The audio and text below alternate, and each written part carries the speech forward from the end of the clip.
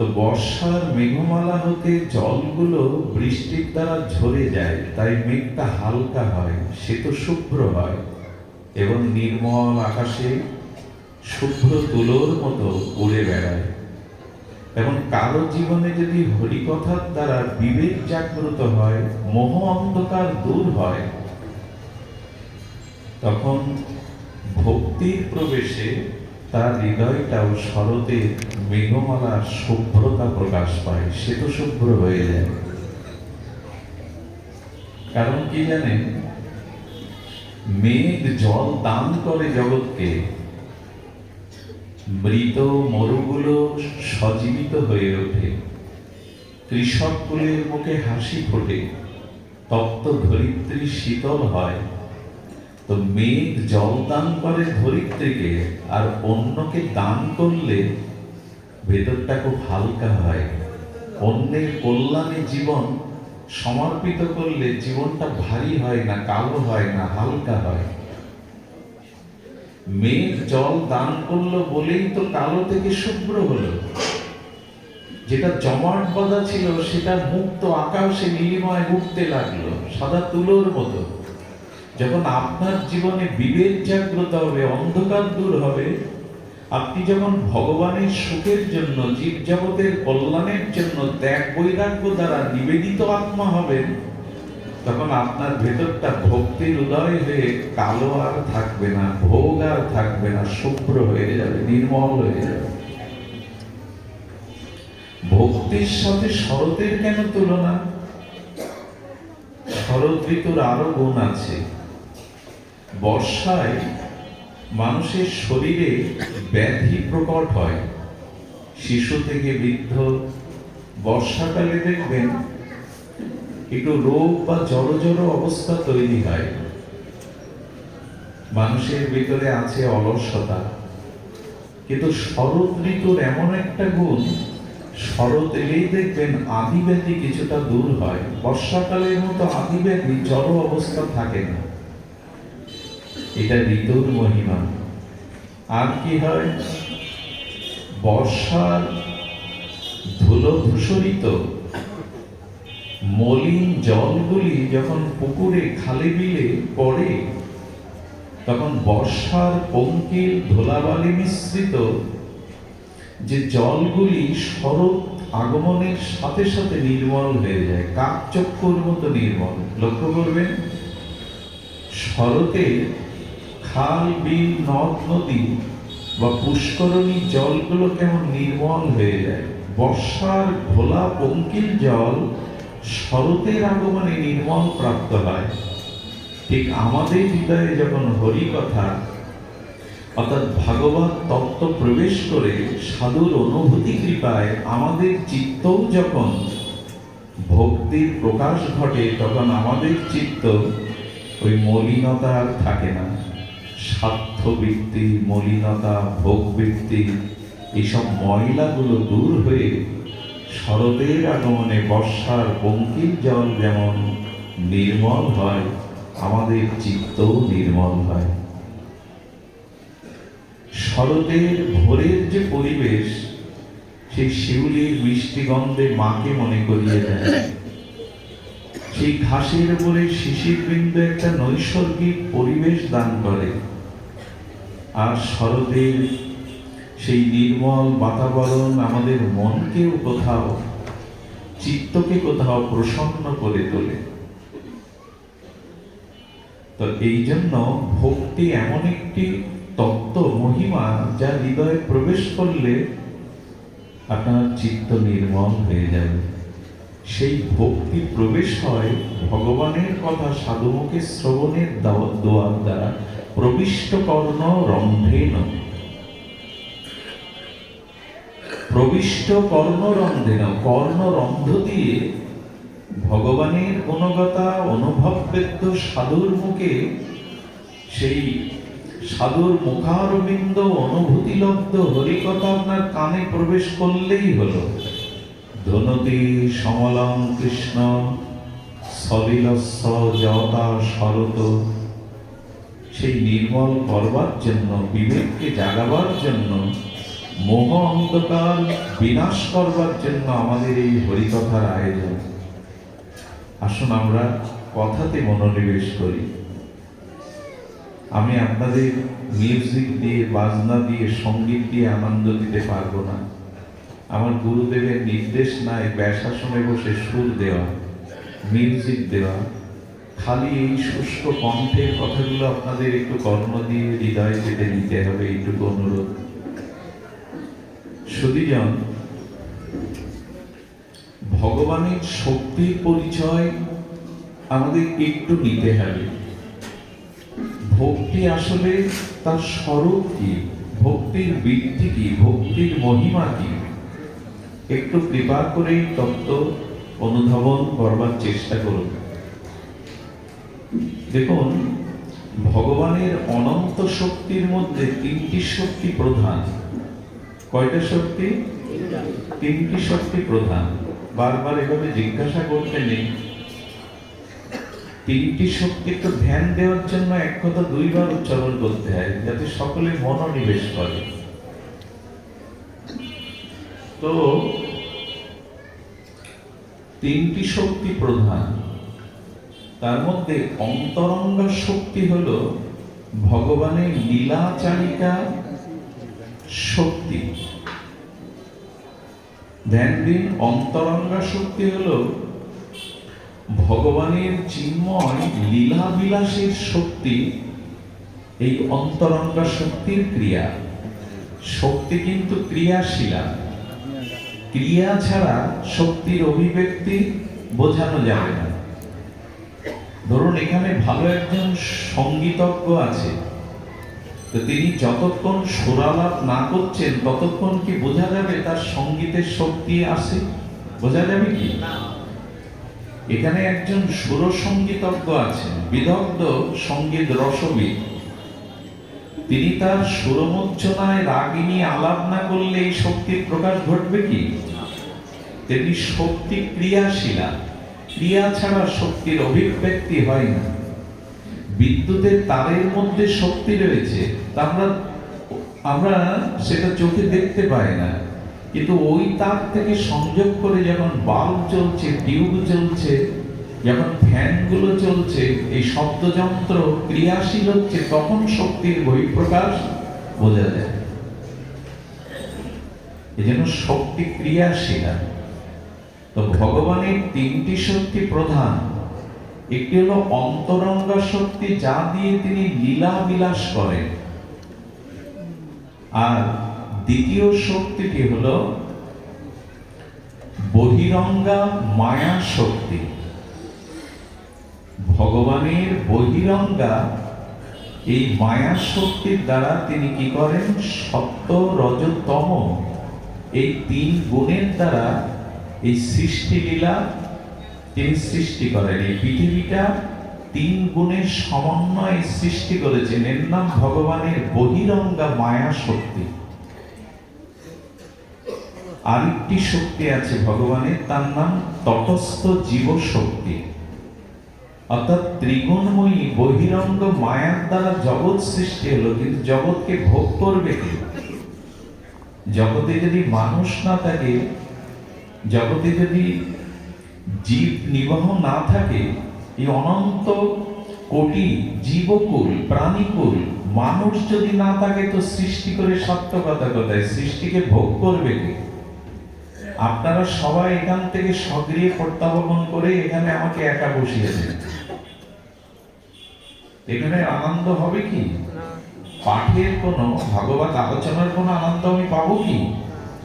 সৃষ্টি যখন হয়েছে, সৃষ্টি ভোগের জন্য ভগবান তটস্থ জীব শক্তি দিয়ে আমাদেরকে পাঠিয়েছেন। কি কি শক্তি বলা হলো? অন্তরঙ্গা শক্তি, বহিরঙ্গা শক্তি, তটস্থ শক্তি। ভাগবত কথা সাধারণ কোনো বিষয় নয়, একটু ধ্যান দিতে হবে, মনোযোগ দিতে হবে। তত্ত্ব না জানলে আমরা, ভিত যদি আমরা শক্ত না করি না, উপরে সমাধি দেওয়া যাবে না। উপরে মন্দির তৈরি করা, বিশাল অট্টালিকা করা যাবে না, তাহলে রানা প্লাজার মতো ভেঙে পড়বে। ভিত শক্ত হতে হবে। এই ভিড়টাই হলো তত্ত্ব। এটি না জেনে আবেগে হুড়োহুড়ি করলে, দাপাদাপি করলে কিছু পাওয়া যাবে না। তো আমরা অন্তরঙ্গ শক্তিটা ভগবানের লীলা শক্তি, বিলাস শক্তি, বহিরঙ্গা মায়া শক্তির দ্বারা জগৎ সৃষ্টি, আর তটস্থ শক্তি দ্বারা এই অসংখ্য জীব ও নিচয় সৃষ্টি। তটস্থ কাকে বলে?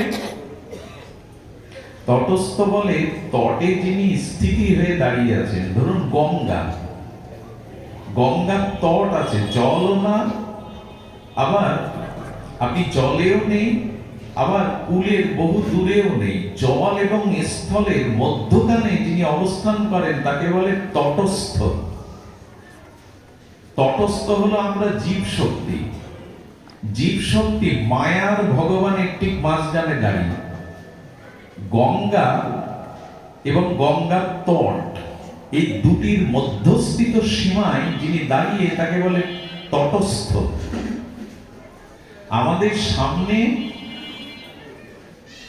একদিকে গঙ্গা, একদিকে হলো মায়া, অর্থাৎ একদিকে ভগবান, একদিকে ভগবানের বহিরঙ্গা মায়া শক্তি। ঠিক তার মাঝখানে তটস্থ হয়ে জীব আমরা দাঁড়িয়ে আছি। কিন্তু আমার দুর্দশা কি জানেন? পেছনে গঙ্গা, আমি গঙ্গামুখী হয়ে দাঁড়িয়ে নেই। পতিত পাবনী সত্য পাতক নাশিনী হরির চরণশ্রুতা, গঙ্গার দিকে আমি নাই। আমি গঙ্গার বহির্মুখ হয়ে আর বাহিরের দিকে চেয়ে আছি। আমার কাছেই ভগবান আছে, অথচ আমি ভগবানের দিকে দৃষ্টি দেইনি, জগতের দিকে দৃষ্টি দিয়েছি। এই জন্য আমরা কিছুটা মায়াতে দাঁড়িয়ে। ভগবান কিন্তু দূরে নয়। ঋদ্দেশ অর্জুন তিষ্ঠতি, গীতার বাক্যে ভগবান বলছেন স্ত্রী, পুত্র, গৃহ, সম্পত্তি তোমার চোখের সামনে 24 ঘন্টা তোমার সাথে তারা থাকে না, এটা আমি তোমার হৃদয়ে বসে আছি, সর্বক্ষণ আছি। এই জন্য আমাদের একদিকে ভগবান, একদিকে সংসার, মাঝখানে দাঁড়িয়ে আমি কোন মুখী হয়ে দাঁড়িয়েছি না আমার মতো মাদিস অজ্ঞ জীব মায়ার জগতের দিকে, ভোগের দিকে দৃষ্টি দিয়েছে, ভগবানের দিকে দেয়। ভাগবত এই শক্তিকে জানিয়ে, বিবেককে জানিয়ে বলে, অনেকবার চেয়েছো জগতের দিকে, সুখ পাওনি, আনন্দ পাওনি, দুঃখ জরাব্যাধি নিষ্কৃতি হয়নি। এবার মায়া বিমুখ হয়ে ভগবান মুখী হও, ভগবানের দিকে যাও। এই বিবেক, এই চেতনা ভগবত থেকে জেগে ওঠে।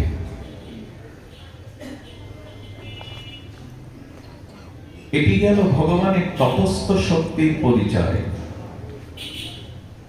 আর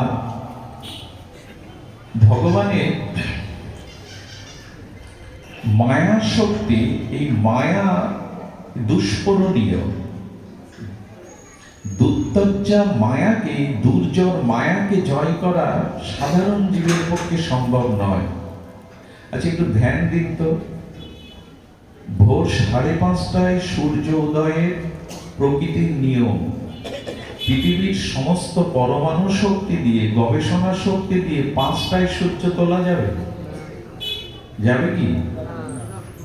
আচ্ছা এই যে রাতের অন্ধকার, একে কামান দাগিয়ে, বন্দুক দিয়ে, ছুরি তলোয়ার দিয়ে, বোমা দিয়ে অন্ধকার তাড়ানো যাবে? এটা নিয়ম কি অন্ধকার তাড়ানো? এত বল প্রয়োগ করা লাগবে না। সূর্য উদয় হলেই উদিত সূর্যের কিরণমালায় অন্ধকার এমনি পালাবে। তেমনি যে মায়া, একে জয় করা আমাদের পক্ষে আদৌ সম্ভব নয়। এই যে মায়া আমাদেরকে অন্ধকারেই রেখে দেয়। মায়া এই জগৎকে, ভোগকে, প্রবৃত্তিকে সুন্দর করে দেখায়। এজন্য আমরা মায়াতে একরকম মুগ্ধ। সুধীবৃন্দ, কিছু কিছু মানুষ অতি আবেগে কোনো বিষয়বস্তুর প্রতি অতিরিক্ত মুগ্ধতা আনে, আর ওই মুগ্ধতায় তার পতন হয়। কেমন জানেন? খুব মূল্যবান একটি দৃষ্টান্ত। মায়াতে মুগ্ধ হলে আমাদের কিরূপ দশা হয় একটু শুনুন। আচ্ছা আপনারা কালো ভ্রমর দেখেছেন? এই কালো ভ্রমরের দন্ত শক্তি আমাদের থেকে বেশি। এই যে ছোট কালো ভ্রমর আছে না, ওরা বড় বড় শক্ত কঠোর কাঠের গুড়িগুলো দন্ত দিয়ে ভেদ করে। দরজা জানলা বড় শক্ত কাঠের গুড়ি করে কিনা? ভ্রমর ওইটুকু প্রাণী তার দন্ত শক্তি দিয়ে বড় বড় কাষ্ঠের গুড়িগুলিকে এপর ওপর করে ফেলে। ওই ভ্রমর শরতে আর সরোবরের প্রস্ফুটিত কমলদল অর্থাৎ পদ্মের মধ্যে পদ্মের মধুগন্ধে অলিকুল ব্যাকুল হয়ে গুঞ্জরিত হয়ে ওই পদ্মের মধু পান করবার জন্য ভ্রমর এসে বসে। পদ্মের একটি স্বভাব হলো, পদ্মফুলের স্বভাব হলো সূর্য উদয়ে পদ্মে পাপড়ি প্রকাশিত হয়, আর সূর্য অস্ত গেলে পদ্মের পাপড়িগুলো আবার স্তিমিত হয়ে যায়। এটি পদ্ম ফুলের একটি স্বভাব।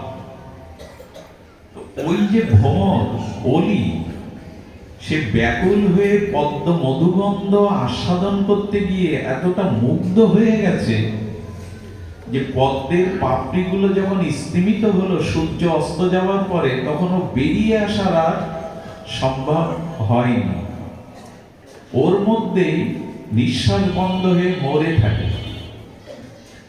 পরদিন প্রভাতে প্রাতে যখন সূর্য উদয় হয়, সূর্যের কিরণে আবার পাপড়ি মেলে, তখন দেখা যায় ভ্রমর কেউ কেউ ওই পদ্মের মধ্যে মরে পড়ে রয়েছে। এখন পদ্মের ওই ভ্রমের কাছে প্রশ্ন করুন তো, ভ্রমরের কাছে, ভ্রমরার কাছে, তুমি যে তোমার দন্ত শক্তি দিয়ে শক্ত কাঠের গুড়িগুলো ভেদ করো, পাপড়ি যখন স্তিমিত হয়ে গেল, পদ্মের পাপড়ি তো কোমল সূক্ষ্ম, তাকে ভেদ করে তুমি বাইরে আসতে পারোনি, মরে পড়ে রয়েছো কেন?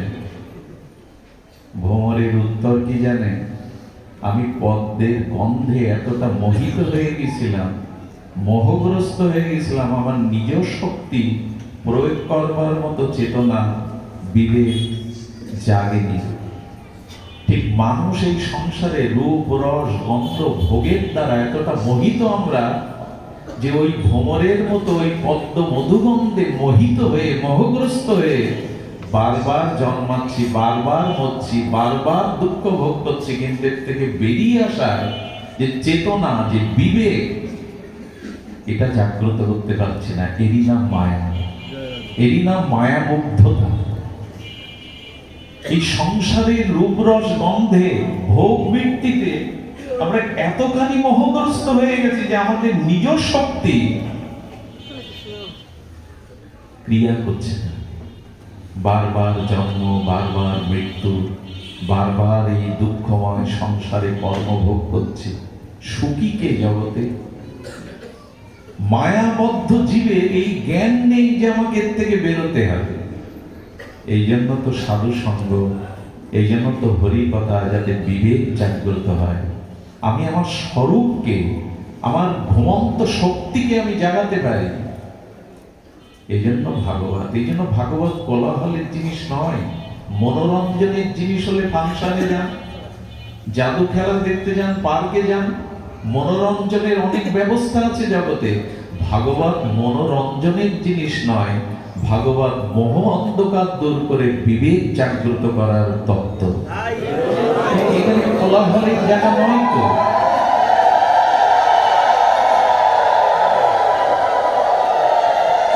এই জন্য একবার দিও মা, একবার দিও মা। ভাগবতে বারবার উলোধ্বনির প্রয়োজন নয়, দিলে একবার দিও। সুধীজন, এই জন্য এই মায়া শক্তির মুগ্ধতা হতে জীব ত্রাণ সেদিনই পাবে যেদিন ভগবানের অন্তরঙ্গা শক্তির সাথে তার পরিচয় হবে। বিষয়টি একটু কঠিন, কিন্তু বোঝা যায়, নাহলে আমরা মোহ থেকে বেরোতে পারবো না। এই অন্তরঙ্গ শক্তির সাথে আমাদের একটু যুক্ত হতে হবে।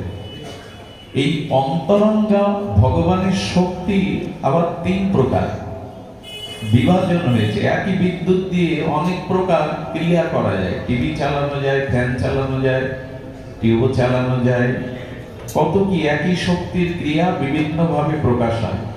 তেমন ভগবানের অন্তরঙ্গা শক্তির আবার তিনটি প্রকাশ: সদাংশে সন্দিনী, চিতংশে সম্বিত, আর আনন্দে অংশে লাদিন। শব্দগুলো এমন আচার্যরা জানিয়েছেন, এগুলো যে বললাম, ঔষধ খেলে ওর উপাদান গুণ না জানলেও কাজ হবে, এগুলো কানে গেলেই ক্রিয়া হবে। শতাংশে সন্দিনী, চিতাংশে সম্বিত, আর আনন্দাংশে লাদিন। ভগবানের স্বরূপ শক্তি বৃত্তির আবার এই তিন প্রকার। তার মধ্যে আমরা একটু যদি সহজ করে বুঝতে চেষ্টা করি, যে সদাংশে সন্দিনী, সন্দিনী মানে কোনো বস্তু ধারণের জন্য পাত্র প্রয়োজন।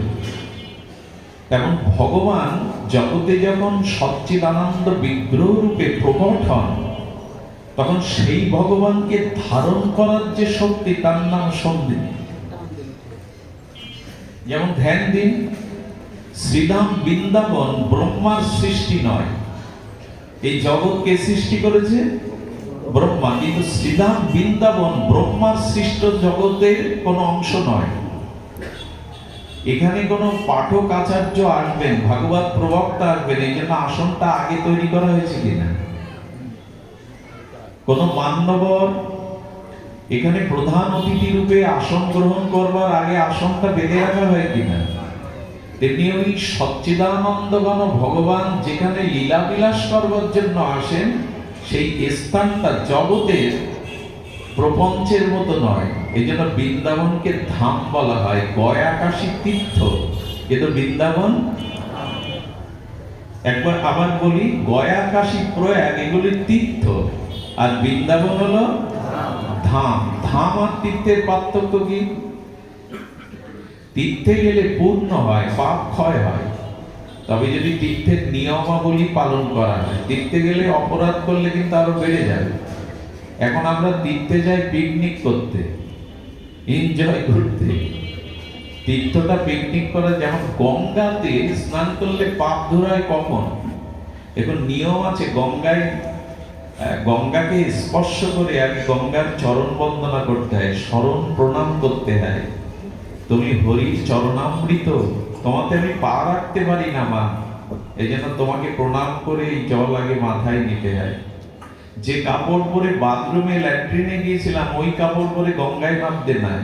চরণামৃততে, গোবিন্দের চরণামৃততে ওই অশুদ্ধ অশুচি পোশাক পরে যাওয়ার কথা। একটা গামছা পরুন, কিন্তু শুদ্ধ হতে হবে, নূতন। তেল মেখে বা সাবান মাখার জন্য গঙ্গায় যাওয়া যাবে না। আজকে গঙ্গাকে আমরা কি করছি? পৃথিবীর সবকিছুকে আমরা অশুদ্ধ করার জন্য বড় ওস্তাদ। ভালো কিছু, পবিত্র কিছু আমরা রাখবো না। পৃথিবীটাকে দূষণ করছে কারা? আমার মনে হয় বায়ু দূষণ হয়েছে, শব্দ দূষণ হয়েছে, কিন্তু সব থেকে দূষিত হয়েছে মানব দূষণ। মানুষ সব থেকে বেশি দূষিত হয়েছে। পৃথিবীর আজ এই দুর্দশার কারণ কি? মানুষ দূষিত হয়ে গেছে। মানুষ বললে ভুল হলো, আমার মতো যারা, তাদের কারণেই পৃথিবী দূষিত।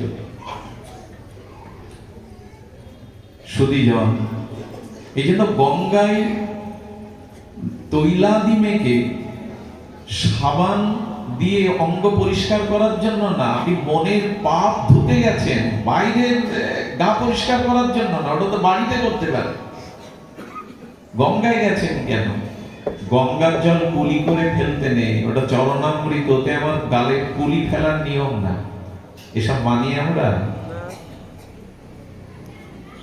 এই জন্য অনেকটা তীর্থযাত্রাটা এখন পিকনিক যাত্রার মতো হয়েছে।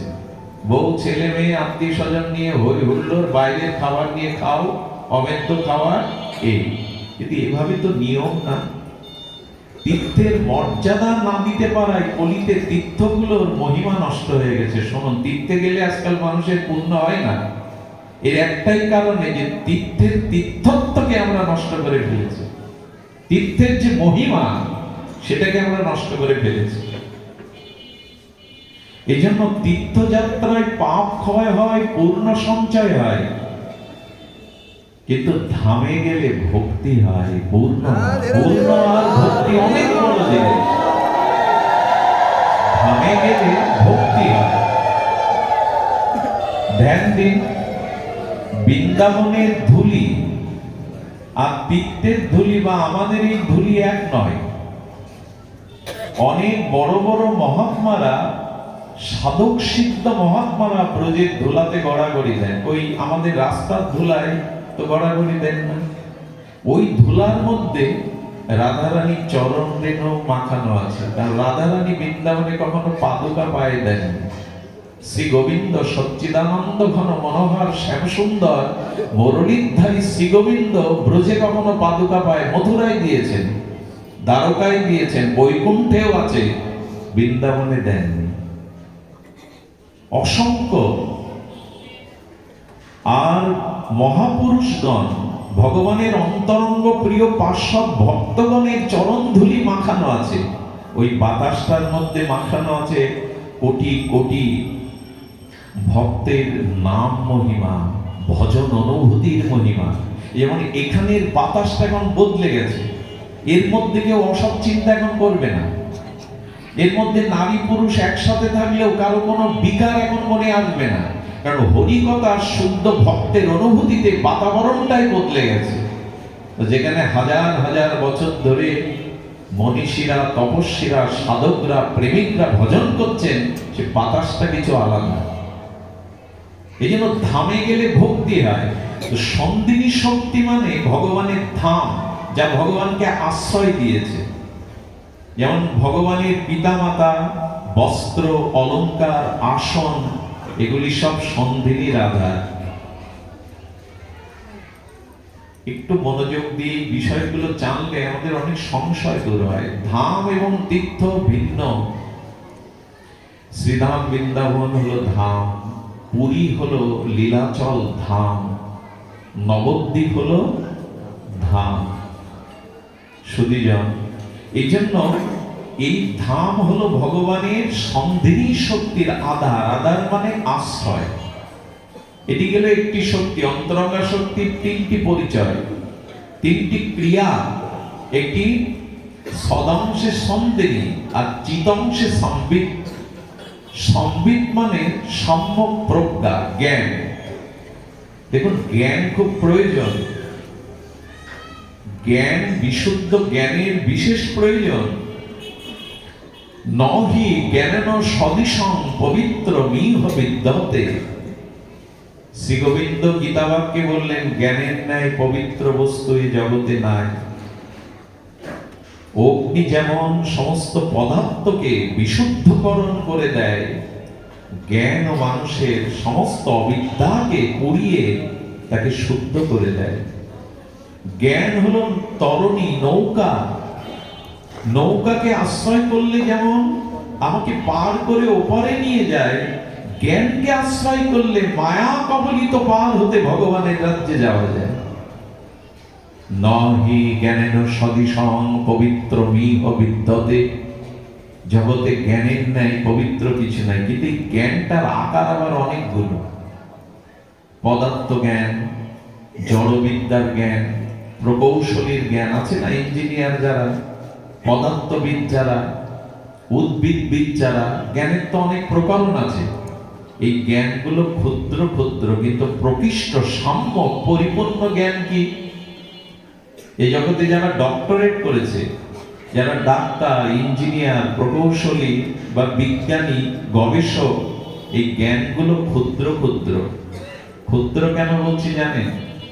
স্যার আইজাক নিউটনও বলে গেলেন, আপনাদের আমাদের থেকে ভালো জানা, আমি তো মূর্খ, আমার বিদ্যা অনেক সীমিত, আপনারাই ভালো জানেন, আপনারা শিক্ষিত সমাজের মানুষ। নিউটন তার জীবদ্দশায় একথা বলে গেছেন, আমার সম্মুখে জ্ঞানের সমুদ্র, তাতে অবগাহন করা আমার ভাগ্যে হলো না। আমি জ্ঞানের সমুদ্র তীরে কিছুটা ঝিনুক পোড়ালাম। এই যদি নিউটন বলে থাকেন, আমাদের এই জ্ঞানগুলো সীমিত। সাম্যক জ্ঞান কোনটা? খুব ধ্যান দিতে হবে কথাটির। প্রকৃত সাম্য পরিপূরক জ্ঞান কোনটি? বললেন, কৃষ্ণে ভাগবত্তা বুদ্ধি সম্বিতের সার। জ্ঞানের মধ্যে সার হলো, পরিপূর্ণ জ্ঞান হলো সকল বস্তুতে ভগবানকে দেখা, কৃষ্ণকে দেখা। এটা খুব মার্মিক কথা বলি, হৃদয়ে লিখে নেন। যারা মন্দিরে ভগবানকে দেখে আর কোথাও ভগবান দেখে না, এদের দৃষ্টি অনেক সংকীর্ণ, ক্ষুদ্র, সাধারণ। যারা শ্রীমন্দিরে ভগবানকে দেখে আবার সকলের মধ্যে ভগবানের সত্তাকে অবলম্বন করে, এদের জ্ঞান অসাধারণ, এদের দৃষ্টি অসাধারণ। এরাই প্রকৃত জ্ঞানী। জ্ঞানী কারা? সর্বভূতে যিনি ঈশ্বর। সর্বভূতে ঈশ্বর দর্শনের একটা সুফল কি জানেন? ঈশ্বরের চেতনা থেকে আমার আর দূরে সরার জায়গা নেই, সবখানেই তো তিনি। কবির ভাষায় যদি বলতে হয়, আছো অনল অনিলে, চিরনভনীলে, ভূদর সলিলে গগনে, আছো বিটবি লতায়, জলদের গায়, শশী তারকায় তপনে। কিন্তু আমার নয়নে যে বসন বাঁধা, কাপড় বাঁধা, আমি তো দেখি না। সর্বং খলিদং ব্রহ্ম, সবখানেই তার অস্তিত্ব বিদ্যমান। বাতাস যেমন সবখানে আছে, অনন্ত বিভু আকাশ যেমন সবখানে অবস্থান করছে, ভগবানের অবস্থান সবখানে। এই সর্বভূতে ভগবানকে উপলব্ধি করা এলো জ্ঞানের সার। অন্য জ্ঞান, ব্রহ্মার জ্ঞানও ক্ষুদ্র, দেবতাদের জ্ঞানও ক্ষুদ্র। তিনিই প্রকৃত জ্ঞানী, যিনি সর্বভূতে। আর এটি দেখলে কি হয় জানেন? জীবনের পরিপূর্ণতা আসে। ধ্যান দিয়ে শুনুন। আচ্ছা, সরিষা বননের সময় ক্ষেত পরিপাটি করে কৃষক যখন সরিষার বীজগুলো ছড়িয়ে দেয়, তখন ক্ষেত দেখা না দেয় না বীজ দেখা যায়? বীজগুলো দেখা যায় না, ক্ষেতটাই দেখা যায়। দূর থেকে দেখলে সরিষার দানা দেখতে পাবেন, কি দেখতে পাবেন? ক্ষেত, ক্ষেত্র। কিন্তু উপযুক্ত জল, সার, নির্মল বায়ু ওখানে প্রয়োগ করলে কিছুদিন বাদে অঙ্কুরোদ্গম হয়ে সরিষাটা দেখা দেয়, অঙ্কুরোদ্গম হয়। যখন সরিষায় ভরে গেল ক্ষেত, তখন ক্ষেত দেখেন না, সরিষার ফুল দেখেন, ফল দেখেন, কি দেখা যায়? তখন আর ক্ষেত দেখা যায় না, ওই পরিপূর্ণ হলুদ শস্য ক্ষেত এবং ওর থেকে যে সরিষার বীজ বা সরিষার দানা, তখন ক্ষেত ঢেকে দেয়। সেই দিন আপনি প্রকৃত জ্ঞানী হবেন যখন আপনি অমুক তমুক না দেখে ওই যে ক্ষেত দেখা যাচ্ছে না, ফসল দেখা যাচ্ছে। আগে বীজ দেখা যাচ্ছিল না, ক্ষেত্র দেখা যাচ্ছিল। এখন ক্ষেত্র দেখা যাচ্ছে না, ফসল দেখা যাচ্ছে। তো ভগবানের চেতনাকে সাধনার দ্বারা ক্রমোন্নতিতে যখন এই উপলব্ধি হবে যে সবখানেই ভগবান, এই জ্ঞানটাই হলো সাম্যক জ্ঞান, প্রকৃত জ্ঞান। এই উপলব্ধিটা আমাদের ভাগবত দিতে এসেছিলেন। কৃষ্ণে ভগবত্তা বুদ্ধি সম্বিতের সার। আমি যা শুরু করেছি তা মায়েদের ঘুম পড়বে, মায়ের ঘুমাবে। তত্ত্ব কথা বললে মানুষের ঘুম পায়, লীলা কথা বললে মানুষ একটু স্বস্তি পায়। বাবা এত এত বলার কি আছে, সহজে যা তাই বলো। কিন্তু ভাগবত দেখুন, যে জিনিস যত তত্ত্ব হয়, সে জিনিসের মহিমা তত ভারী হয়। হালকা ভাবে কোনো কিছুর মানুষের জাগরণ হয় না। হরিনামের মধ্যে বিশেষ তত্ত্ব আছে বলে তো জগতে হরিনাম প্রচার হচ্ছে। তত্ত্ব যদি সংক্ষিপ্ত হতো, এর নাম এভাবে প্রচার হতো না। মা একটু কষ্ট করে ঘুমিও না, জেগে থাকো। ঘুম পাড়ানি গান হলো তত্ত্ব। এই জন্য তত্ত্ব আমরা বলতে গিয়েই হারিয়ে ফেলি, কিন্তু এগুলি জানা দরকার। শুধু নারিকেলের ওপরটা দেখবেন খুব কঠোর, যে কোনো পশু পাখি নারকেল ভেদ করতে পারে না, শক্ত আবরণ। কিন্তু আবরণের পর আবরণ ভেদ করে যদি যান, ওখানে নারকেল দেখবেন আস্বাদ্য দেবফল, নারকেলের দুধ, নারকেলের নাড়ু, তখনই মজা পাবেন। তত্ত্বের ভেতরে রসে যান, তখনই রস পাবেন। শুধু আবেগে হুড়োহুড়ি করলে রস পাওয়া যাবে না। এই জন্য তত্ত্বের ভেতর দিয়ে যেতে হবে। আমরা অনুধাবন করছিলাম তিনটি শক্তি, সন্দিনী বলা হলো, সম্বিত বলা হলো, এবার লাদিনী বলা হচ্ছে। লাদিনী মানে আনন্দদায়িনী শক্তি বৃত্তি। এইখানে আমার একটু নিচের স্তরে নেমে আসবো। আসবো এই জন্য যে ভগবান হলো সচ্চিত আনন্দময়। এই পরিচয়টা দেওয়ার জন্য ভূমিকাতে আমরা একটু এই দিকে গেলাম। এবার আমরা ফিরে আসি সহজ করে। ভগবানের স্বরূপ কি? সৎ চিৎ আনন্দ। সৎ মানে যার অস্তিত্ব ধ্বংস কখনো হওয়া সম্ভব নয়, ত্রৈকালিক সত্য, পূর্বে বর্তমানে ভবিষ্যতে যার বিদ্যমানতা আছে, ধ্বংস নেই, তাকে বলে সৎ। যেমন দেহ বহুবার ধ্বংস হয়েছে, মাটি হয়েছে চিতায় পড়ে, কিন্তু আত্মা হলো সৎ। ওর জন্ম নেই, মৃত্যু নেই, ব্যাধি নেই, ক্ষয় নেই, লয় নেই, ক্ষুধাও নেই, তৃষ্ণাও নেই, ত্রৈকালিক সত্য, তাকে বলে সৎ। ভগবান হলো সৎ। আর চিৎ মানে জ্ঞান। একটু আগে যে কথা বললাম, ভগবান হলো পূর্ণ জ্ঞানময়। জগতের যত জ্ঞান তার কাছ থেকে ধার নেওয়া, ক্ষুদ্র ক্ষুদ্র জ্ঞান, পরিপূর্ণ জ্ঞানের মূর্ত বিকাশ হলো চিৎ। চিৎ মানে জ্ঞান। আর সচ্চিত আনন্দ, আনন্দ তো আর বোঝাবার কথা নয়, পরিপূর্ণ আনন্দ তিনি। এখন ভগবান আর আমাদের পার্থক্য কি? তিনি সচ্চিত আনন্দময়। ভালো করে শুনুন, সচ্চিত আনন্দময় ভগবানের স্বরূপ। আমার স্বরূপ বলে, আমার স্বরূপ ওই তিনটি। আমার ভেতরে ওই সচ্চিত আনন্দ আছে। তার কারণ কি জানেন? অংশিক কিছু গুণাবলী অংশের মধ্যে আসে। আচ্ছা, প্রকাণ্ড একটা অগ্নিকুণ্ড, আগুন জ্বলছে, তার থেকে যে স্ফুলিঙ্গটা বেরিয়ে আসে, সেটা আগুন নয়?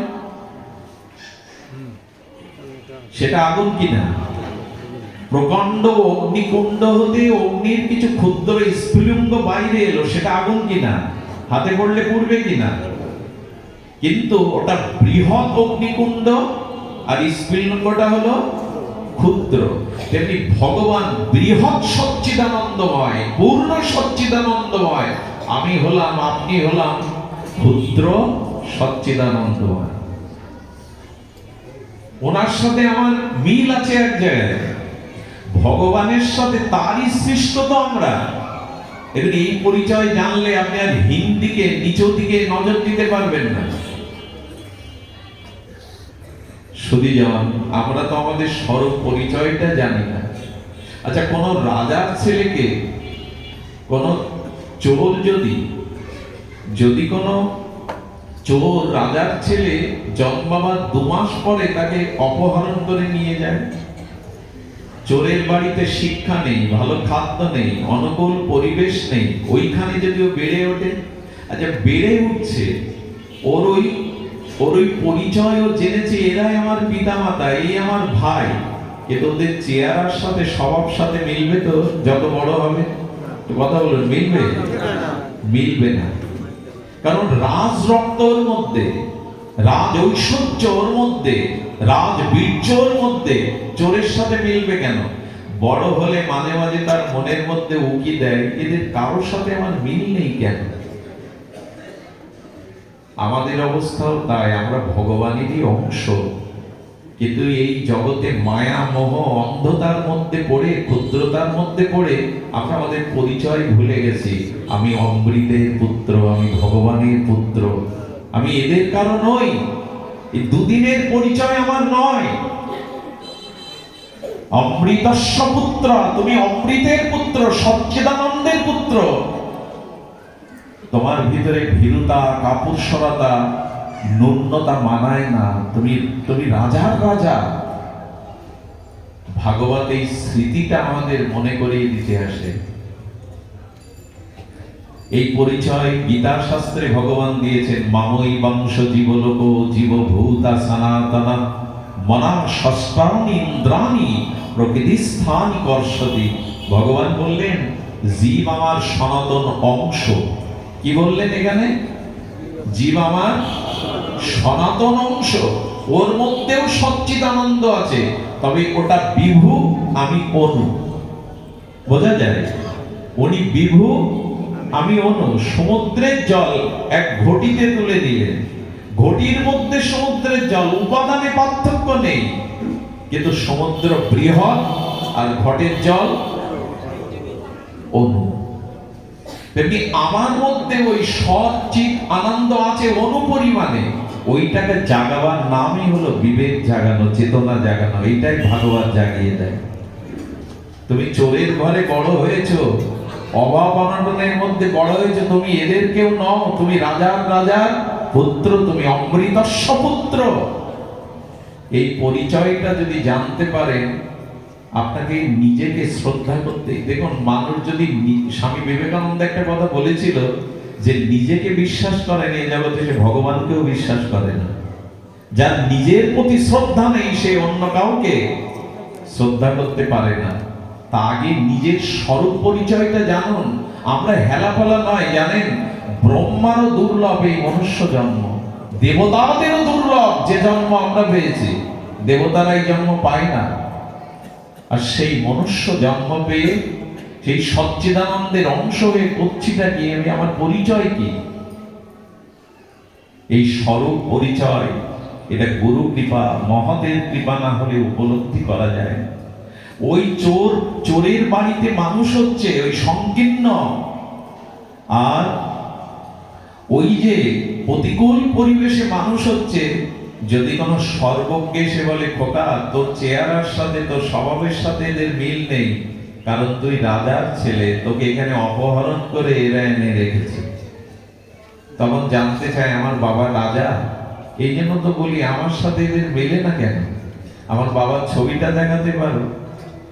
প্রথমে বলে তোর বাবার নাম বলছি, নামটা মনে মনে করলেও শান্তি পাবি বাবার নামটা, তারপরে তোকে বাবার ছবি দেখাবো, আর একদিন সময় বুঝে এদের কাছ থেকে নিয়ে তোকে তোর পিতা রাজার কাছে ফিরিয়ে এনে যাব। তেমনি আমাদের মাঝে এই সাধু গুরুরা এসে জানিয়ে দেন, তুমি এদের কেউ নও, তুমি ভগবানেরই, তুমি সচ্চিদানন্দের অংশ। এটা গুরুদেব এসে জানিয়ে দেয়। গুরুদেব বলে দেয় তুমি সচ্চিদানন্দের অংশ, তুমি অমৃতের পুত্র, তুমি এদের কেউ নও। এসছো দুদিনের কর্তব্য করতে। গুরুদেব কি দেয়? নাম দেয়। তোমার বাবার নাম, পরম পিতার নাম এই কৃষ্ণচন্দ্র। তারপরে ঘরে আমাদের ভগবানের বিগ্রহ দিয়ে দেয়, এগুলো তোমার বাবার ছবি, পরম পিতার ছবি। ওই নাম পেলে আর তার ছবিটা পেলে ইচ্ছা করে না তার কাছে ফিরে যেতে? বুঝতে পারছেন? এই জন্য হরি নাম, হরি কথা যত শুনবেন তত আপনার স্বরূপ পরিচয় জেগে যাবে। আমি তো এদের নই, এই জগতে তো আমি বিদেশি হয়ে এসেছি, আমার দেশ তো এটা নয়, ভগবানের ধামই আমার স্বরূপ। এই পরিচয় সাধুগুরু বৈষ্ণব তত্ত্ব দিয়ে যখন জানিয়ে দেয়, তখন লোভ হয়, আকর্ষণ হয়, কবে ফিরে যাব। এই মরজগৎ থেকে সেই অমৃতের এরই নাম যাত্রা। আর এটা জাগিয়ে দেয়, এই ঘুমকে ভাঙিয়ে দেয় শ্রী গুরুদেব, সাধুগণ। কিন্তু আমাদের এই সনাতন ধর্মের এখন একটা যন্ত্রণা দেখা দিয়ে, যন্ত্রণাটা আমাদের খুব যন্ত্রণা দেয়। প্রতিটা অভিভাবক মনে করে আমার ছেলে মেয়েটা ভালো শিক্ষকের কাছে পড়াশোনা করুক, অনুশীলন করুক, এটা সকলেই চায়। আমার ছেলেটার মধ্যে প্রতিভা আছে, তাকে প্রশিক্ষক রাখা হোক, সেটা সঙ্গীতে হোক, ক্রীড়াতে, খেলাধুলোয় হোক। সব বেলায় একজন অভিভাবক তত্ত্বজ্ঞের কাছে ছেলে মেয়েকে আমরা শোভে দিই, অথচ মানুষ হওয়ার জন্য, ভগবানকে ভজনের জন্য যে গুরুকরণ করতে হয়, এইটাই সনাতন ধর্মের অভিভাবকদের মধ্যে আজও বোঝানো যায়। আরে ক্রিকেট খেলবে, ফুটবল খেলবে, জ্যামিতি শিখবে, ইংরেজিতে পারঙ্গম হবে, এই জন্য প্রত্যেকেই চায় একজন অভিজ্ঞ শিক্ষক, অভিজ্ঞ প্রশিক্ষকের কাছে ছেলে মেয়েকে দিতে। অথচ ভগবানকে জানার জন্য, আধ্যাত্ম অনুশীলনের জন্য গুরুদেব প্রয়োজন। এই প্রয়োজনটা আমাদের। আরে ধর্মকর্ম পরে, ধর্মকর্ম হলো অষ্টম সাবজেক্ট। বৃদ্ধ হবি, বাড়ি বসে অবসরে যাবি, তখন হরি হরি করবি। এই হলো এই জাতির দুর্দশা। এরা সব বেলায় গুরু খোঁজে, অথচ জীবন গঠনের জন্য, ভগবত অনুশীলনের জন্য এরা গুরুকরণকে এখনো স্বীকৃতি দেয়নি। আর এ দোষ শুধু অভিভাবকদের নাই, আমাদের বাংলাদেশে দুটো সমস্যা দেখা দিয়েছে, এক ভগবান আর গুরুদেব। একটু রোগ সারতে পারলে, একটু বিভূতি দেখাতে পারলে পদ্ম ফুলের উপরে ছাপিয়ে বানিয়ে কয় আমি ভগবান। আমাকে একজন বৃন্দাবনের মহাত্মা বলেছিল, তোমাদের বাংলাদেশে খুচরো ভগবান আর খুচরো গুরুদেবের খুব প্রকট এখন। যে সে ভগবান সেজে বসে, একটু এই ব্যাসাসনে বসে কথা বলতে পারলেই সে গুরু সেজে বসে, হাজার হাজার শিষ্য করে বসে। বাংলাদেশে ভগবান আর গুরুর খুচরো খুব বেশি মেলে। এদের পাল্লায় পড়বেন না, এ দোষ শুধু আমাদের নয়। ভালো গুরু পাওয়াটা ভগবান পাওয়া সুলভ, কিন্তু সৎ গুরুদেব পাওয়া দুর্লভ। ভগবান পাওয়া সুলভ। নরেন দত্ত বিবেকানন্দ হয় ঠাকুর রামকৃষ্ণের জন্য, এরকম রামকৃষ্ণ পাওয়া খুব মুশকিল। এই জন্য গুরুকরণের আগে আপনাদের 10 বার না 1000 বার ভাবতে হবে কে প্রকৃত গুরু, কে আমার আধ্যাত্মিক চেতনাকে জাগাতে পারে। তস্মাৎ গুরু প্রপদ্যতে জিজ্ঞাসু শ্রেয়োত্তমম শব্দে পরে না নিষ্ণাত ব্রহ্ম পুনঃপশ্রয়ম। গুরুদেবের লক্ষণে বলছেন তস্মাৎ গুরু প্রপদ্যতে, যিনি শ্রেয় হবেন চরিত্রে মাধুর্যে, যিনি সর্বোত্তম হবেন, যিনি শিষ্যের সমস্ত মনের সংশয় দূর করার মতো সমস্ত বৈদিক জ্ঞান যার মধ্যে আছে, শিষ্যের প্রতিটি জিজ্ঞাসা শাস্ত্রোক্ত উত্তর নিরাকরণ যিনি করবার শাস্ত্র জ্ঞান রাখেন, যার বিষয় বাসনা নাই, যিনি জগতের লোক পূজা প্রতিষ্ঠাকে শুকরের বিষ্ঠারূপে ছুড়ে ফেলতে পেরেছেন, এই সচ্চরিত্রবান নির্মল শাস্ত্রজ্ঞ সমস্ত শাস্ত্রের পারঙ্গম, ইনি হলেন সদ্গুরুদেব। এই জন্য একজনের প্রভাব আছে বলে 10,000 শিষ্য বলে আপনিও তার কাছে মন্ত্র নিয়ে নিলেন, এরকম না। সদ্গুরুদেব নির্ণয় করতে হয়। আমি 1000 না 1,00,000 বার এই কথাটি বলেছি, বিবাহ আর দীক্ষা যার ভুল তার জীবন ছিন্ন ভিন্ন। বিবাহ এবং দীক্ষা যার ভুল হয়ে যায় তার জীবন ছিন্ন ভিন্ন। মাথায় সর্প আঘাত করলে বাঁধন দেবেন কোথায়, ওজাগিরি করবেন কোথায়? এই জন্য সদ্গুরুদেবের চরণাশ্রয় করলেই আমাদের এই চেতনা জাগবে। এদিকে ধ্যান দিবেন। ছোট ছোট বাচ্চাদেরকে একটু হরিনাম দিয়ে নিন সৎপুরুষের কাছ থেকে। আমি ব্যাসপীঠে আমার পিতা ঠাকুর পরম বৈষ্ণব ছিলেন, উনি আমার কাছে দুটো প্রতিজ্ঞা করিয়ে দিয়েছিলেন যে জীবনে কখনো গুরু পাঠে বসবি না, কাউকে দীক্ষা দিবি না আজীবন। এটা তিনি আমার কাছ থেকে প্রতিজ্ঞা করিয়ে দিয়েছিলেন। গুরু ভগবানের পূর্ণ শক্তির বিকাশ, যে সে গুরু হতে পারে না। প্রণামে আমি নিত্য বলবো গুরু ব্রহ্মা, গুরু বিষ্ণু, গুরুদেব মহেশ্বর, অথচ গুরুদেবের আচরণে আমার শ্রদ্ধা আসছে না। গুরুদেব বারবার পয়সা চায়, আশ্রম করার জন্য টাকা চায়। তো আপনি একদিক দিয়ে তাকে ব্রহ্মা বিষ্ণু বলবেন, আর একদিক দিয়ে মনে তার প্রতি শ্রদ্ধা আসবে না, তো ওই গুরু ধরে কি লাভ আপনার? আধ্যাত্মিক উন্নতি কোথায় আপনার? শ্রদ্ধাবান লবিত জ্ঞানাম তৎপরে সংযতেন্দ্রিয় জ্ঞানাং লব্ধা পরাং সন্তি অচিরেনা অধিঘর্ষতি। শ্রদ্ধা আসবে তারপর।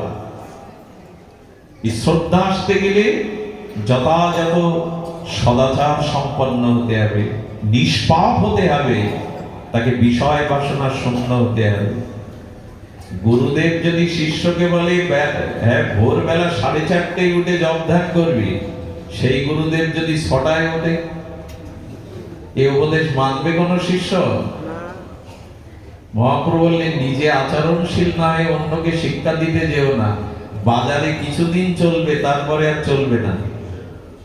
এই যুগের মানুষ বোকা না। তুমি নিজে আচরণ না করলে উপদেশ দিতে গেলে একসময় ধরা খেয়ে যাবে, তোমার উপদেশ কেউ নেবে না। এই যুগের মানুষ উপদেশের দ্বারা প্রভাবিত হয় না, হয় চরিত্রের দ্বারা, আদর্শের দ্বারা। শুধু ভালো পাণ্ডিত্যপূর্ণ মুখস্থ করা শব্দ সাজিয়ে বলতে পারলেই তিনি পাঠক নন, তিনি আচার্য নন। এতে কিছুদিন মানুষকে মোহিত করা যাবে, চিরদিন যাবে না। এই জন্য সদ্গুরুদেবের আশ্রয় ব্যতীত গুরু কৃপা হি মূলম, গুরু কৃপা হি শুধু কেবলম নয়, গুরু কৃপা হি মূলম।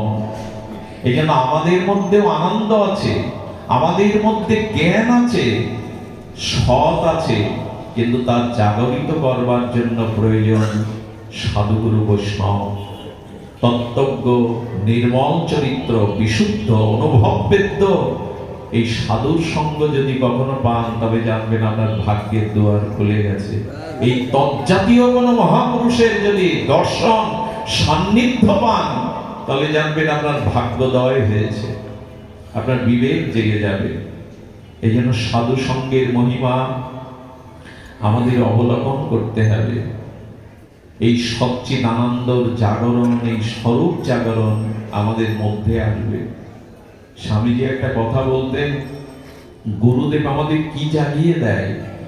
আমাদের সুপ্ত চেতনাকে জাগিয়ে দেয়, আমার স্বরূপ স্মৃতিকে জাগিয়ে দেয়। একবার এক সিংহী দৌড়াতে দৌড়াতে সিংহের বাচ্চা প্রসব করে সিংহী মারা গেল। কোথায় প্রসব করলো জানেন? মেষ ছিল, ভেড়ার দল দৌড়ে এসে পড়লো, সিংহের বাচ্চা প্রসব হলো ভেড়ার দলের মধ্যে। এখন জন্মের পরেই ও চারিদিকে পরিবেশে ভেড়াই দেখেছিল, মেষ দেখেছিল, আর সারাদিন পর ওই মেষের দলে ভিড়ে ওদের সাথে চলে যায়। জঙ্গলে উন্মুক্ত এই মেষের দলের সাথে বেড়ে উঠতে উঠতে ওদের সাথে চলতে চলতে এক সময় ওর বীর্য বিক্রম ভুলে গেল। কিছুটা যখন বড় হয়েছে, সিংহরাজ, পশুরাজ সিংহ নদীর ওপার থেকে দেখছে, আলে আমারই স্বজাতি মেষের দলের মধ্যে ম্যাও ম্যাও করছে, ওদের সাথে ঘুরছে। ও তখন কি করেছে, এই পথ থেকে গম্ভীর গুরুগর্জন শুরু করেছে, তুই দেখ, তুই মেও মেও করা জিনিস নয়, তুই সিংহ। কিন্তু ওই ডাক শুনে ওর চেতনা ঘুরছে না, ওর গলা সরছে না। ছোটবেলাতে ওই ম্যাও ম্যাও করা অভ্যাস, ওই দলেই তো মিশেছে, ওই পরিবেশেই তো বড় হয়েছে, ওদের অনুকরণীয় করেছে। সিংহ তখন কি করলো জানেন? বীর বিক্রমে তার বীর্যবর্তা দিয়ে এসে একটা মেষকে শিকার করলো।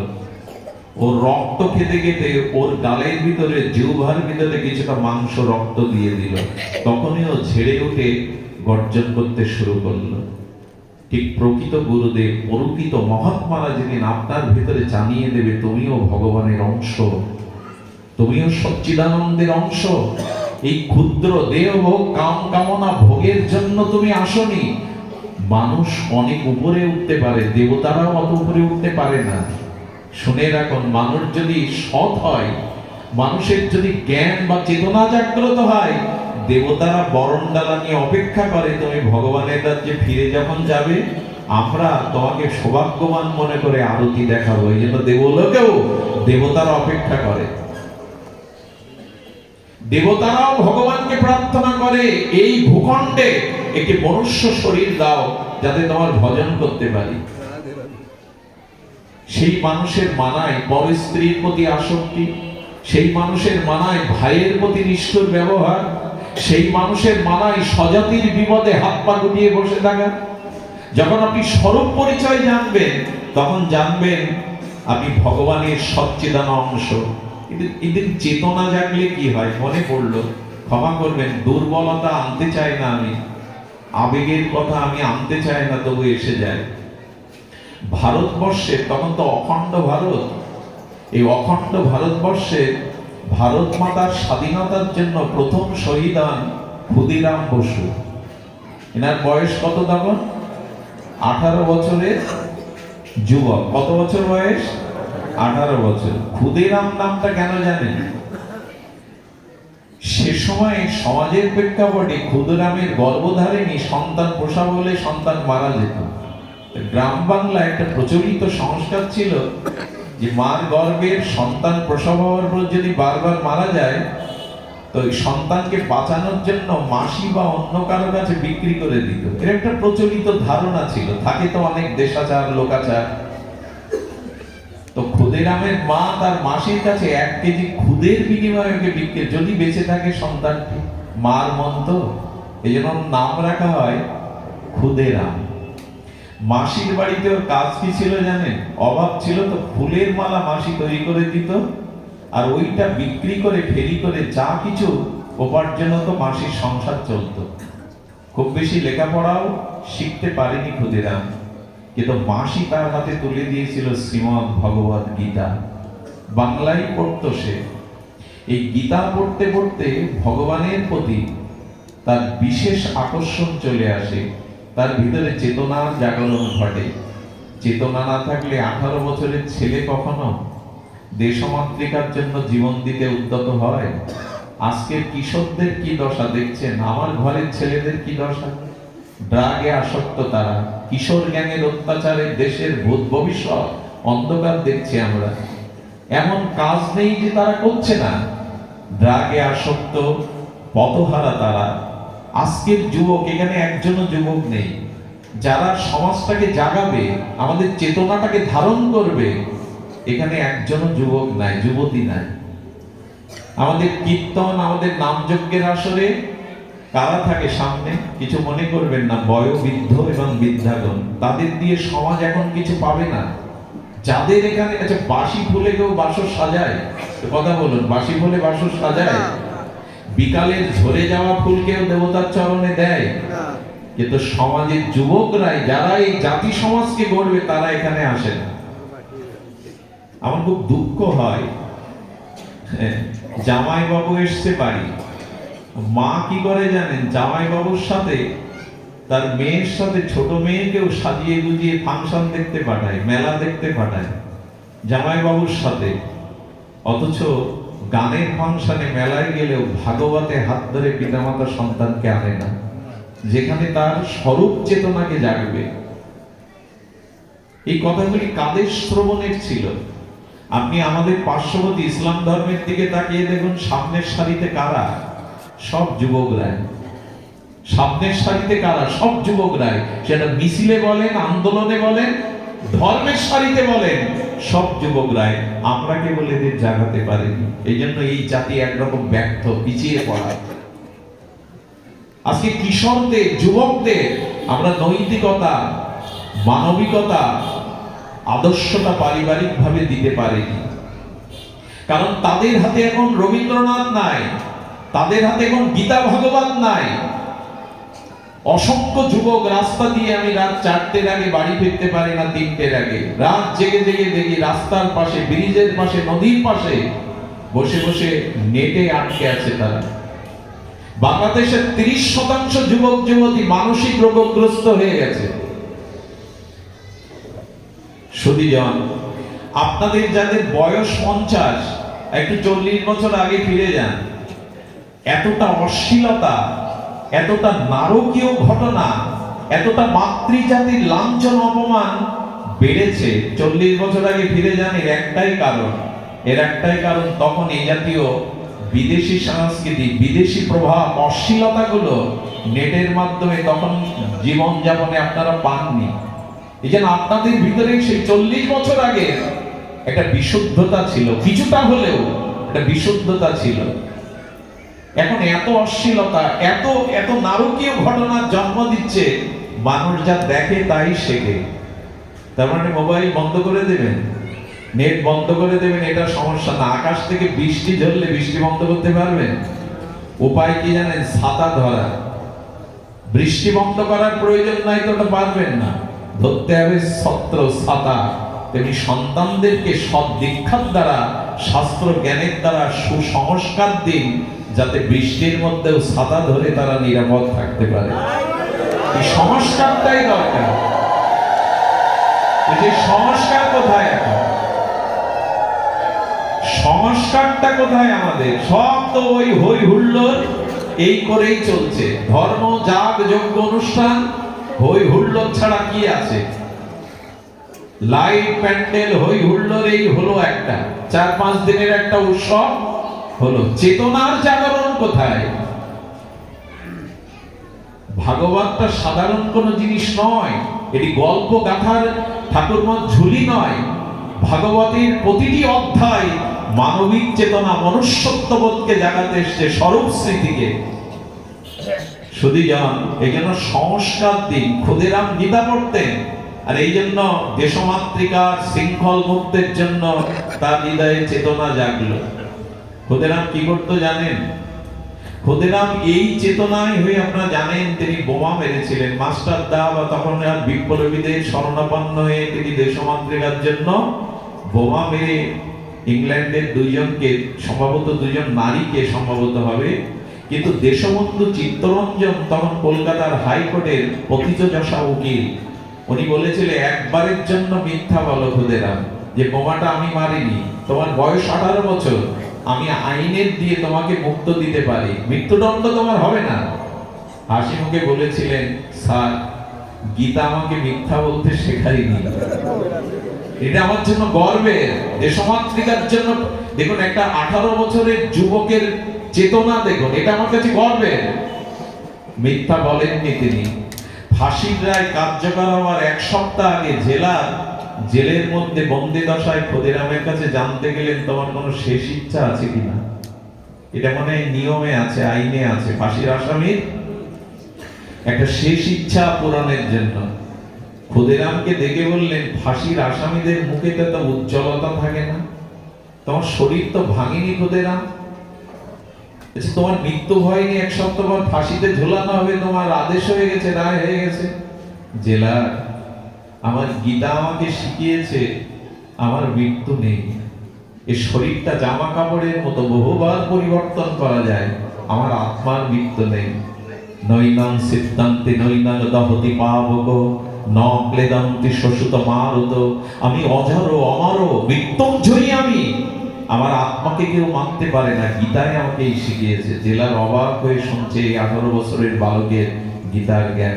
তোমার শেষ ইচ্ছা? বলে শেষ ইচ্ছা একটা আছে, কিন্তু আপনার আপনার আইন সেই ইচ্ছা পূর্ণ করতে দেবে না। বলে বলো না কি ইচ্ছা? কি ইচ্ছা জানো? শুনলে অবাক হতে হয়। বলে ফাঁসির মঞ্চে কালো কাপড় আমার মাথায় দেওয়া যাবে না, কোনো জল্লাদ ফাঁসির রশি আমার গলায় দিতে পারবে না, আমি নিজেই আমার ফাঁসির রশিটা আমি গলায় পরিয়ে দেব। পারবেন এই ইচ্ছা পূরণ করতে? অবাক হয়ে জেলার তাকিয়ে বলছে, কেন তোমার এই ইচ্ছা?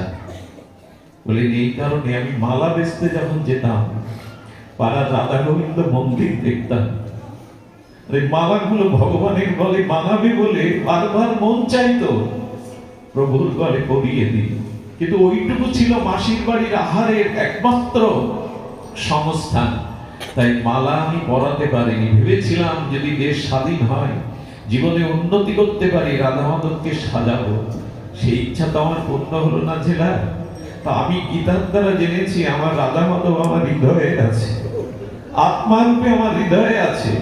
আমি ওই ফাঁসির রশিটাকে মালা মনে করে শেষবারের মতো আমার রাধা মাধবকে আমি গলায় পরাবো। পারবেন ইচ্ছা পূর্ণ করতে? হাসি মুখে এই কাজ করেছিলেন। কোথায় গেল এই চেতনা? এই চেতনা শাস্ত্র দিতে পারে, এই চেতনা গীতা দিতে পারে। এই জন্য আজকে পদ্মার ভাঙনের মতো ভেঙে যাচ্ছে আমাদের যুবক কিশোরদের ভবিষ্যৎ, তাদের জীবন আজ ভাঙনকুলের মতো। জাগান, ফিরে তাকান, নাহলে জাতীয় সমাজকে তুলতে পারবো না আমরা। এ আমার আবেগের কথা নয়, আশার মাতানোর কথা নয়, এই কথাগুলো আমাদের চেতনায় আনতে হবে। চারিদিকে ক্ষয়ে ক্ষয়ে যাচ্ছে শিক্ষা দীক্ষা বিবাহ, কোন সংস্কারই সনাতন ধর্মের সাধারণ ধর্ম নয়, পৃথিবীর সমস্ত ধর্মের জননী এই সনাতন ধর্ম। সারা পৃথিবী তাকিয়ে আছে গীতা ভাগবতের দিকে, এরাই শান্তি দিতে পারে। গীতার একটি শ্লোক পর্যন্ত কোন দার্শনিক অপব্যাখ্যা করার সাহস দেখায়নি। গীতার একটি শ্লোক পর্যন্ত পৃথিবীর কোন দার্শনিক ভুল ব্যাখ্যা করার দুঃসাহস দেখায়নি। এই ধরার ধুলিতে স্বয়ং ভগবানের মুখনিসৃত বাণী, সেই গীতা মরার বুকের উপরে দেয়া হয়। গীতা চর্চা কোথায় হয়? সুধীজন, আমার কথাগুলো একটু উত্তপ্ত হয়ে যাচ্ছে, আমি আমার আবেগকে হয়তো সামলাতে পারছি না, ক্ষমা করে দেবেন। জাগান, পরিবারকে জাগান, পারিবারিক ধর্মীয় অনুশীলন শুরু করুন। আসরে 7 দিন 5 দিন নাম ভাগবত দিয়ে খুব বেশি কাজ হবে না যদি গৃহে অনুশীলন না হয়। আমাদের গৃহগুলো শ্মশান হয়ে গেছে, নেই ভগবানের নাম, নেই। আমার তো মনে হয় প্রতিটি গৃহে বছরে 2-4 বার ভাগবত হওয়া উচিত। সপ্তাহে একদিন পরিবারের সবাইকে নিয়ে গীতার একটা অধ্যায়, গীতার একটা শ্লোক অনুশীলন করা উচিত। এই চেতনা আমরা হারিয়ে ফেলেছি। সবশেষে বলি, ভক্তি হলো মা। ভক্তিকে মা বলা হয়, ভক্তি মা, তাই না? ভক্তিকে পিতা বলা হয় না। কেন জানেন ভক্তিকে মা বলা হয়? কেন জানেন? ভক্তি বড় নির্মল, ভক্তি বড় কোমল, ভক্তি বড় সুখময় আস্বাদ্য তত্ত্ব। শুধুজন, মায়ের বুকে যতটা স্নেহ মমতা আছে পুরুষের হৃদয়ে তা নাই। কিছু মনে করবেন না, পুরুষ একটু কঠোরই হয়, পুরুষের ভিতরে একটু কঠোরতা বেশি থাকে। তার কারণ পিতার বুকেও রক্ত থাকে, কিন্তু সন্তানের জন্য ওই রক্ত তো দুধ হয় না, মায়ের বুকে হয় কেন? একই তো তত্ত্ব, রক্ত তো একই। হ্যাঁ, রক্তের গ্রুপ আলাদা থাকতে পারে, এই রক্ত মাংসের শরীরে পিতার বুকে তো এক ফোঁটা দুধ রচনা করতে পারবেন না। মায়ের বুক চিরে সন্তানের জন্য দুধ আসে কেন? বলে সন্তানের প্রতি মায়ের যতটা মমতা, কারণ গর্ভে ধারণ করে তো মা, প্রতিপালন করে তো মা, এই জন্য ওই মমতাটা, স্নেহটা বিগলিত হয়ে রক্ত থেকে দুধ আসে, এটা পুরুষের আসে না। এই জন্য ভক্তিকে জননী বলা হয়, ভক্তিকে মা বলা হয়। এই জন্য ভগবানের এই যে নাম, ভগবানের এই যে লীলা, ভগবানের এই যে গুণমহিমা, এটি শ্রবণ করতে করতেই ভগবানের প্রতি প্রগাঢ় একটা মমতা জন্মায়। ভক্তি আর কিছু নয়, ভক্তি পাহাড় পরিমাণ কোনো কিছু নয়। ভক্তি মানে ভগবানের প্রতি অনন্য মমতা, ভালোবাসা। ভক্তি মানে অনন্য মমতা, বিষ্ণু মমতা, প্রেম সঙ্গতা। দেবসেবা নারদ বলেছেন, ভগবানের প্রতি গাঢ় মমতাকেই বলে ভক্তি। অন্য বস্তুতে মমতার অভাব, ভগবানের প্রতি গাঢ় মমতা, একে বলে ভক্তি। এই জন্য ভক্তি জননী। কেন জানেন? বাবা যদি কাঁচানো কোট টাই প্যান্ট পরে, কাঁচানো ধুতি পরে অফিসে বা ব্যবসা ক্ষেত্রে যায়, ছেলের গায়ে ধুলাবালি মাখা, লালা মেখে আছে, ছেলের গায়ে লালা ধুলাবালি মাখা, বাবা কোলে নাও, নেয় তো? আরে আরে আমার কাছে এখন আসিস না, যা মার কাছে যা। দেখিয়ে দেয় কার কাছে? মার কাছে যা। বাবা সবসময় ওভাবে কোলে নেয় না। মার কাছে যাওয়ার সাথে সাথে মাও কি বাবার মতো একই কথা বলে, যা চলে যা, কোলে নেব না? স্নেহময়ী মা, স্নেহবৎসলা মা সন্তানকে কোলে করে আঁচল দিয়ে তার ধুলাবালি লালাগুলো মুছে নিয়ে বুকে জড়িয়ে ধরে। এই জন্য ভগবানের প্রতি যদি ভালোবাসা হয়, মমতা হয়, ভক্তিও আমাদের কোলে তুলে নিয়ে আমাদের পাপ আবর্জনা ধুলাবালি মুছিয়ে দেয়। ভক্তি মুছিয়ে দেয়। ভক্তি হলো মা। ভগবানের প্রতি যে প্রগাঢ় নিঃশব্দ ভালোবাসা, এই ভালোবাসা মমতা তো সংসারে রূপ যৌবনে ভগবানের প্রতি মমতা করি। এক শিক্ষিকাকে আমি চিনি, চৈত্র বৈশাখ মাসে তার ঠাকুরকে ৮-১০ বার জল দিয়ে আসে। আমি একদিন বলছি, মা তুমি ৮-১০ বার ঠাকুরকে জল দাও কেন? বলে চৈত্র বৈশাখ মাসে যখন আমার জল পিপাসা লাগে, আমার মনে হয় আমার গোপালেরও পিপাসা লাগছে। এরে বলে মমতা। ওরও তো পিপাসা লাগে, ওটাকে কাঠ পাথর মনে করে না। আচ্ছা, এই লোহার শিকটাকে যদি আপনি আগুনের ভিতরে ফেলে রাখেন, ১ ঘন্টা পর আগুন তদাপ্ত হলে এটা কি আর শান্ত থাকবে, শীতল থাকবে? এটা তখন আগুনের ক্রিয়া করবে। তার মানে ওর মধ্যে আগুন প্রবেশ করেছে।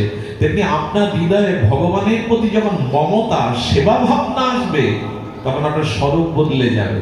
তখন আর নিজের সুখের দৃষ্টি যাবে না, ভগবানকে আনন্দ দেওয়ার জন্য, সুখ দেওয়ার জন্য দৃষ্টি যাবে। এরই নাম ভক্তি, এরই নাম আরাধনা। তাকে কি করে আনন্দ দিতে পারবো, তাকে কি করে সুখ দিতে পারবো, এরই নাম ভক্তি। মমতাটা আসা দরকার। মমতা আসবে কখন? যখন তার মহিমা, তার অসমাপ্ত মাধুর্য গুণাবলী আপনি শ্রবণ করবেন, ধীরে ধীরে তখন আপনার চিত্তে ভগবানের প্রতি মহিমা, অনুরাগ এগুলি বৃদ্ধি পাবে। এই জন্য ভক্তি মায়ের মতো। আর একটি কথা বলি, জ্ঞান মানে ভক্তি বর্জিত যে জ্ঞান বৈরাগ্য, এটাও বেশি দিন টিকে থাকে না। খুব ভালো করে ধ্যান দিন কথাটি। কিছু মানুষ আছে যারা ভক্তিকে পাশ কাটিয়ে জ্ঞানের এবং বৈরাগ্যের কথা খুব বেশি বলে। ভক্তির থেকে জ্ঞান বড়, বৈরাগ্য বড়। আচ্ছা বলুন তো, সন্তান জন্ম দেয় কে? মা তো। গর্ভে ধারণ করে কে? মা তো। তেমনি ভক্তি হলো জননী। ভক্তির গর্ভেই বৈরাগ্য এবং ত্যাগের জন্ম হয়, জ্ঞানের জন্ম হয়, পিতার গর্ভে না। ভক্তি যদি হয়, ভগবানের যদি অনন্য মমতা হয়, প্রত্যেকেই জ্ঞান এবং বৈরাগ্যের জন্ম হবে। ভক্তি আপনার জীবনে জ্ঞান বৈরাগ্য। কারণ কি জানেন, যখন ভক্তি হলো, সবার মধ্যে ভগবানকে দেখছেন, তখন কারো ক্ষতি করার চিন্তা আসবে? এই তো জ্ঞান এসে গেল। ভগবান সবার মধ্যে, তো আমি কার ক্ষতি করব, কাকে নিচ ভাববো, ছোট ভাববো কাকে, এই তো জ্ঞান এসে গেল। আর যখন ভগবানকে সুখ দেওয়ার ইচ্ছা হবে, তখন নিজের ভোগের দিকে আর দৃষ্টি যাবে না। এই জন্য যার ভক্তি এসছে, সে পর স্ত্রীকে দেখলে মনে করে রাধারানীর অংশ ওরা, জগদ্ধাত্রীর অংশ ওরা। জ্ঞান বৈরাগ্য আলাদা আসে না, মার গর্ভেই তো জন্মায় সন্তান, তেমনি ভক্তি জননীর গর্ভে জ্ঞান বৈরাগ্যের উদয় হয়। ভক্তি এলেই আপনার ভিতরে জ্ঞান বৈরাগ্য আসবে। শুধুজন এই জন্য ভক্তির অনুশীলনী আমাদের প্রয়োজন। জ্ঞান কর্ম যোগ ধর্মে কৃষ্ণ হে বশ, কৃষ্ণ বশ হেতু একমাত্র প্রেম ভক্তি রস। ভগবানকে ভালোবাসো। আর এই ভালোবাসা মুখে বললেই আসবে না। ভালোবাসা 6টা জিনিসে আসে: দেওয়া নেওয়া, খাওয়া খাওয়ানো, আর মনের সংবেদনশীল গোপন কথা তাকে বলা, আর তার মনের গোপন কথা শোনা। এই 6টাই হলো প্রীতির লক্ষণ। কয়টা বললাম? 6টা। দেওয়া নেওয়া, খাওয়া খাওয়ানো, আর মনের গোপন কথা তাকে বলা, আর তার মনের কথাগুলো শোনা। এই 6টি জাগতিক বা আধ্যাত্মিক প্রীতির লক্ষণ। প্রীতি থাকলে এই 6টা থাকবে। আচ্ছা, কারো প্রতি ভালোবাসা আছে, 2টো লক্ষণে প্রকাশ হবে। সেটা জগতে হোক, আধ্যাত্মিক জগতে হোক, জাগতে হোক, ভালোবাসার 2টি লক্ষণ। খুব ধ্যান দিন। ভালোবাসার 2টি লক্ষণ হলো, প্রথমে যে যাকে ভালোবাসে তার কথা মনে করতে না চাইলেও তার কথা সর্বদা তার মনে জেগে ওঠে, মনে পড়ে। দ্বিতীয় লক্ষণ হলো, হাতে করে তাকে সেবা করতে খুব স্বাদ হয়। যদি একটু খাওয়াতে পারতাম, হাতে করে সেবা করতে পারতাম। এই হলো ভালোবাসার 2টি লক্ষণ। এই জন্য ভগবানকে সেবা করবার বাসনা আর তার কথা মনে স্মরণ আসা, এই 2টি যদি না আসে, জানবেন ভক্তির অভিনয় করছি, ভক্তি এখন আমার হৃদয়ে আসেনি। ভালোবাসা আছে অথচ তার কথা মনে পড়ে না, তার নাম ভালো লাগে না। কোন কিশোর যদি কোনো কিশোরীকে মন দিয়ে দেয়, ওই কিশোরীর জন্মস্থানের নামটা সাইনবোর্ডে, খবরের কাগজে 2বার 3বার দেখে। তার গ্রামের নামটাও তার কাছে প্রিয় হয়ে যায়। ভালোবাসার এরকম ধর্ম। তা আপনি ভগবানের প্রতি মমতা, সেটা বোঝা যাবে ভগবানের কথা যখন আপনার প্রিয় লাগবে, ভগবানের নাম যখন আপনার প্রিয় লাগবে। এটাই ভালোবাসার লক্ষণ। ভালোবাসা এমনি মুখে বললে হবে না, তাকে সেবা করার স্বাদ জাগবে। তো আসুন আমরা এই শ্রদ্ধা ভক্তির স্তরে আসবার জন্য এই হরি কথা শ্রবণ কীর্তনের দ্বারা ভগবানকে একটু ভালোবাসা দেই। আর ভালোবাসা দেবেন এই কারণে, এটা আমার খুব মার্মিক একটি কথা। ভালোবাসা যদি ভগবানকে না দিয়ে অন্যদিকে দেন, তবে জড় ভরতের মতো অবস্থা হবে। এত বড় মুনি, যৌবনেই তিনি রাজ্য ছাড়লেন, গৃহ ছাড়লেন, যৌবনাবতী স্ত্রী ছাড়লেন। তিনি হরিণের চিন্তা করতে করতে মরাতে হরিণ হয়ে জন্মালেন। আমাদের কি দশা হবে জানি না, যদি মন ভগবানকে না দিতে পারি। মৃত্যুর সময় যদি অন্তত ভগবানের স্মরণটা না আসে, খুব বড় ভুল হয়ে যাবে। যদি মৃত্যুর সেই সময়ে ভগবানের চিন্তনটা না আসে, তখন কিন্তু বড় ভুল হয়ে যাবে। মৃত্যুকালীন চিন্তায় আমার পরবর্তী জন্মের কারণ হবে। তবে এখানে চালাকি খাটবে না। সারা জীবন চর্চা না করলে, সারা জীবন অনুশীলন না করলে, সারা জীবন ভগবানকে ভালো না বাসলে, মৃত্যুর সময় তার কথা, তার নাম মনে আসবে না, আসা সম্ভব নয়। এই জন্য মানুষের সময়গুলি, মানুষের জীবনে 24 ঘন্টার মধ্যে অন্তত 2টো ঘন্টা তাকে ভগবানের এই ভজনে কাটানো উচিত। সেটা গ্রন্থ অধ্যয়ন, সাধু সঙ্গ বলেন, নাম জপ বলেন, যে কোনো ভাবে অন্তত একটা দুটো ঘন্টা ভগবানের জন্য দেওয়া উচিত। আমি সকল কাজের পাই হে সময়, তোমারে ডাকিতে পাইনি। কবির এই কথা যেন মিথ্যা হয় আমাদের কাছে। আমি সকল কাজের সময় পাই। আমি কতবার বলেছি, মানুষ এখন 80% শহরের মানুষরা খবরের কাগজ পড়ে। এটা পড়া উচিত, পড়া আপনারা পড়ুন, আমার তাতে আপত্তি নেই। কিন্তু আধা ঘন্টা খবরের কাগজ পড়েন, আধা ঘন্টা কোনো গীতার একটা শ্লোক প্রতিদিন পড়েন 5 মিনিট ব্যাপী। আপনি 3 বেলা চা পান করেন, আপত্তি নেই, খান। কিন্তু ঠাকুর ঘরে গিয়ে কখনো মাকে বলেছেন, মা একটু চরণামৃত আমার হাতে দাও? চা না হলে তো চৈত্র মাসেও লেবু চা চাই, নাহলে মাথা ঘোরে। চা খান আপনি। কখনো ঠাকুর ঘরে গিয়ে বলেছেন, মা একটু ঠাকুরের চরণ ধৌত চরণামৃত দাও? এগুলি প্রয়োজন, অনুশীলনটা আনুন। যে ঘরে ভগবানের মঙ্গল আরতি হয় ভোরবেলা, যে ঘরে শ্রী ভগবানের সেবা হয়, প্রসাদ হয়, ওই তুলসী মিশ্রিত ভগবানের প্রসাদটা পেলেই তার ভিতরে ভগবানের অনুরাগ জন্মায়। সুধীবৃন্দ, এই জন্য আসুন আমরা আমাদের জীবনকে তিল তিল করে, প্রতিটি ক্ষণকে আমরা আধ্যাত্মিক চেতনায় ফিরিয়ে আনার চেষ্টা করি। সময় আমারও ফিরে এসছে, আমাদের জীবনেরও সময় সংকীর্ণ হয়ে আসছে। কখন কার সময় ঘোরাবে জানি না। এর মধ্যে অনেক ব্যক্তি আছেন, আমারও বা কিডনি ভালো আছে আমি বলবো কি করে, আমারও বা লাংস ভালো আছে কি করে বলবো? কালকেই হয়তো ধরা পড়লো মরণ ব্যাধি। সময় কিন্তু সংকীর্ণ হয়ে আসছে, সময় কিন্তু পাওয়া যাবে না।